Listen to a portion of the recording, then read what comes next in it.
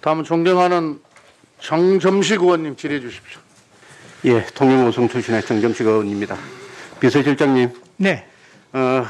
최근에 이루어진 검찰의 검사장급 인사에 대해서 질의드리겠습니다.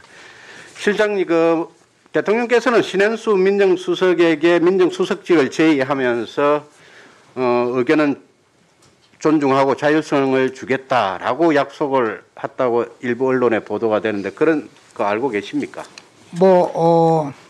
겨우 같은 날 임명이 됐기 때문에 네. 사전에 그거는 모르겠습니다만 여러 가지 먼저 제가 최근에 이 사태에 대해서 예.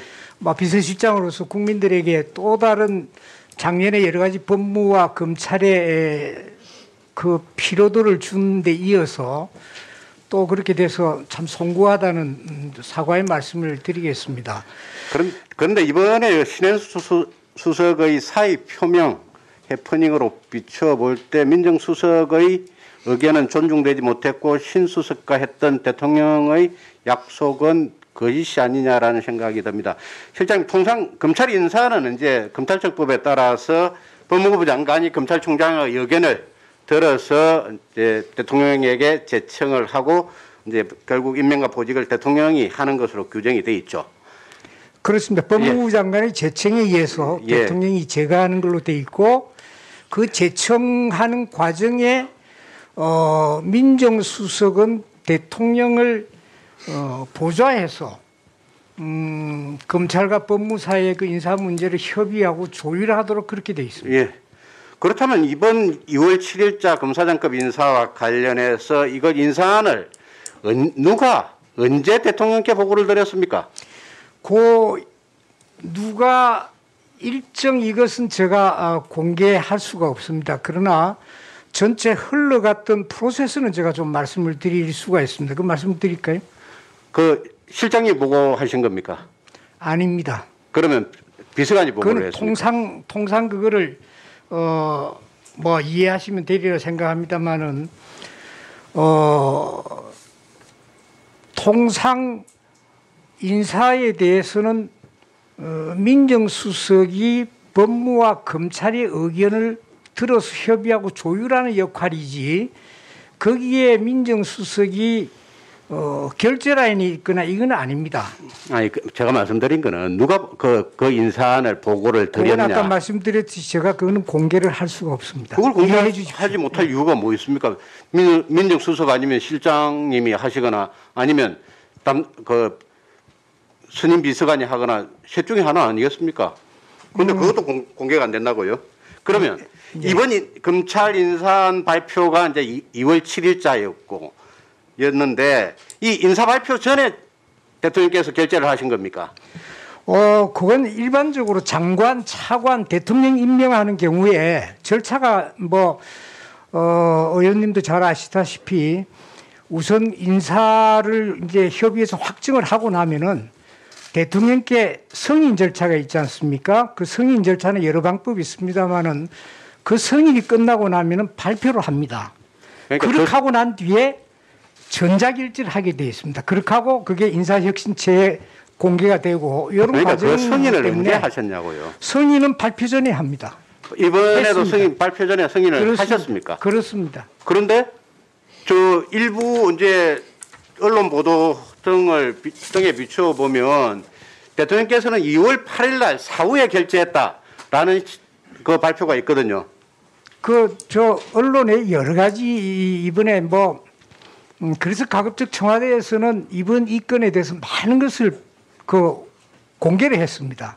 그렇게 하고 지금 의원님 말씀하신 이런 거 포함해서 여러 가지 추측들이 나왔습니다만은 그 중에 하나로 생각하시면 되겠습니다. 그래서 우리 대변인이 소통수석이 밝혔듯이 인사를 일요일 날 언론에 1시 반 발표 전에 정상적으로 승인이 이루어졌습니다. 모든 게.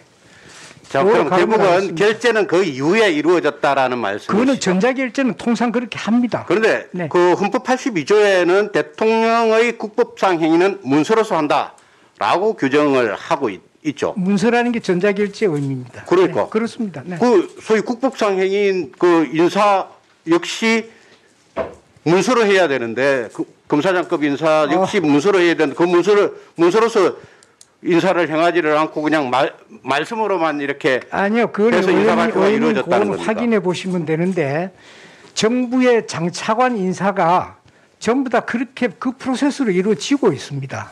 그러니까 문서로 전자결제하는 데는 뭐 임명일이 언제냐? 그러면 그거는 그 이후에 임명일이 될 수가 있겠죠. 그러니까 통상 그게 프로세스다 그렇게 이해해 주시고요. 그거는 논란의 어떤 그 포인트가 아니라고 저는 생각합니다. 그러면 결국은 그 소위 검찰과 법무부의 그 인사가 지금까지는 헌법에 위반돼서 다 이루어졌다는 거죠. 조금 전에 말씀을 하신 그 장관급 인사가 아니지 않습니까? 그리고 결재를 받지 않고 이루어져야 할 만큼 급박한 인사도 아니었지 않습니까?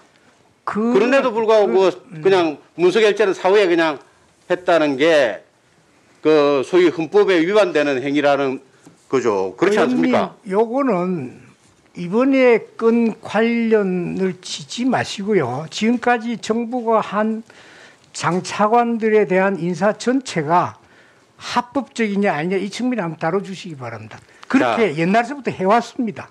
아니 옛날부터 해왔다고 해가지고 헌법 위반 행위가 아니, 그 지우려는 법상에 건 문제가 아니죠. 없기 때문에 해온 거죠. 그러면 결국은 그러면 결국 그 과정에서 소위 이제 조금 전에 실장님도 말씀을 하셨는데 검사장급 인사 과정에서 민정수석의 역할은 이제 검찰과 장관의 법무부 장관의 의견을 들어서 서로 조율하는 역할을 한다고 했지 않습니까? 그렇습니다. 그런데 그 과정에서 민정수석 이번 인사 과정에서는 민정수석이 완전히 패싱됐다라고 하는데 그 부분에 어떻게 생각하세요? 네, 패싱이라는 것은 이제 본인의 말인지 언론의 이야기인지는 제가 확인을 안 했습니다만은 이겁니다. 대통령께서 민정수석을 모셔올 때 그 당부한 게 대통령께서 지금 말씀하신 게 있죠. 사과를 그 당시에 하면서 원만한 협조관계를 가지라. 그게 굉장히 민정수석에 주어진 큰 역할이었습니다. 그런데 이번 인사에서도 물론 원만한 협조관계를 잘 해왔습니다. 그런데 마무리 단계에서 인사안을 확정하는 단계에서 민정수석 입장에서는 좀 더 깔끔하게 더 마무리 짓고자 하는 부분이 있었던 것 같습니다.